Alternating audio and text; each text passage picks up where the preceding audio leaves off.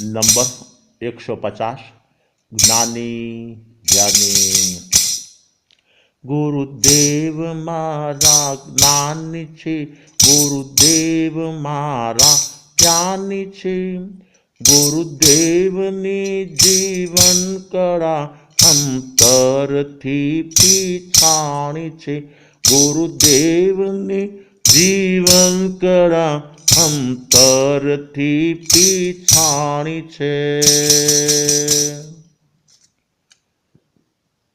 અનાજનો વેપાર કરે તેને અનાજના વેપારી કહેવાય છે।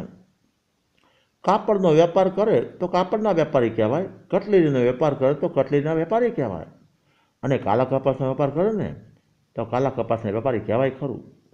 સોના ચાંદીનો જો વેપાર કરે તેને સોની અથવા સોના ચાંદીના વેપારી કહેવાય છે। જે ચેતન સ્વભાવને જાણી ચેતન સ્વભાવમાં રહે છે ને રમે છે તે સાચા સદગુરુદેવ છે, ચેતનના વેપારી છે। ચેતનનું જ્ઞાન તેનું ભાન સદગુરુ પાસેથી જ મળે છે। આંતરિક જીવન જીવતા શીખવું છે તો આત્મિક અનુભવી ગુરુ પરમાત્માના પડખા સેવવા જરૂરી છે। દ્રષ્ટાંત, નાળિયેરમાં ટોપરાનો ગોળો, કાચલી ઉપરના છોતરા સાથે રહેવા છતાં પોતે તદ્દન અલગ જ રહે છે। તે કાચલીમાં કે છોતરાની કોઈ ક્રિયા કે પ્રક્રિયામાં ભરવા તૈયાર નથી, પોતાની સફેદાઈને અખંડ રાખે છે। પપૈયાનો ગર્ભ, પપૈયામાં બીજ છાલ સાથે રહેવા છતાં અલગ જ રહીને પોતાની મીઠાશ ટકાવી રાખે છે। મારા ગુરુદેવ પણ અનેક શિષ્યો સમાજ આદિ સમૂહમાં રહેવા છતાં પોતાના સ્વભાવની મસ્તી ટકાવી રાખે છે। આ તેઓશ્રીની જ્ઞાન કળાને આભારી છે।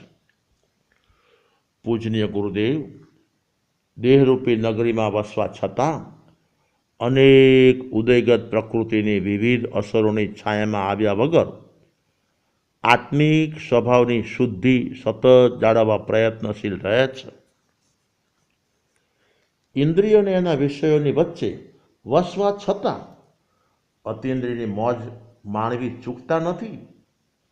જંગલમાં જેમ નોળિયાને સર્પ કરડી જાય છતાં નોળબેલને સૂંઘવાથી ઝેર ચડી શકતું નથી, તેમ મારા ગુરુદેવને ગમે તે ઇન્દ્રિયના વિષયો ગમે ત્યારે ગમે તેટલી વાર ડંખ લગાવે છતાં સ્વભાવ ધર્મરૂપ નોળબેલ સૂંઘવા રૂપ રમણતા કરવાના કારણે મોહનીયના ઝેર ચડતા નથી, જેથી સ્વભાવ ધર્મમાં સદા સ્વસ્થ અને મસ્ત જ જોવા મળે છે।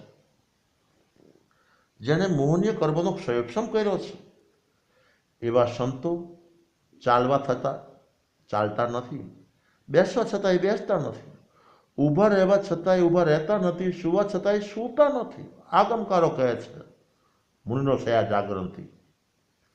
ભોજન આદિ પદાર્થ ભોગવવા છતાંય ભોગવતા નથી, બોલવા છતાંય બોલતા નથી, કારણ શરીરગત ક્રિયાઓમાં સાચો સંત મોહનીય કર્મ ભેળવવા તૈયાર નથી। આટલું જ છે, જે ક્રિયાઓમાં મોહનીનો ભાવ ભળી જાય છે તે ક્રિયા બંધવાળી ક્રિયા બની જાય છે। સાચો સાધક મોહનીયનો ભાવ ભેળવવા તૈયાર નથી। મોહનીય ભાવના અભાવવાળી ક્રિયા અધ્યાત્મ ક્રિયા કહેવાય છે। મારા ગુરુદેવ આ ક્રિયાના અખંડ ઉપાસક છે। મારા ગુરુ પરમાત્મા આ ક્રિયાના અખંડ ઉપાસક છે। મોહ ભાવથી મુકાય તેનું નામ મુનિ છે। બસ આજે આટલું જ। ધ્રાંગધ્રામ સંવંત 2056 ચૈત્રવદી 11 શનિવાર તારીખ 29/4/2000।